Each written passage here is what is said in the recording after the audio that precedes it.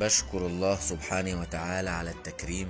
بشكر الدكتورة صفاء الإعلامية بقناة النهار. بشكر قناة النهار على التكريم. بشكر الفنانين الجمال الموجودين النهاردة. بشكر أهلي وناسي صعيد مصر البداري بالخصوص. بشكركم وانتم على راسي على راسي. وعلى صانع محتوى هادف وفي نفس الوقت هو مهندس زراعي الاستاذ ايمن حسني حسين. ايوه خش يا هيما.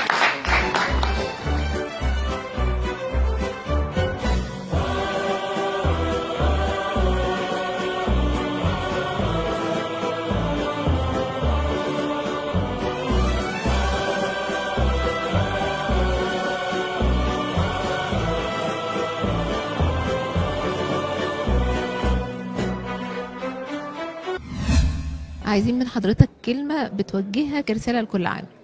كل سنة وعمال مصر طيبين وبصحة وسعادة، هم السند الحقيقي لمصر.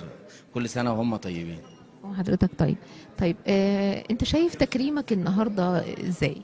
والله أحمد الله سبحانه وتعالى على التكريم ده، وشرف كبير يعني، وأشكر كل اللي قام على التكريم، وكل سنة وهم طيبين.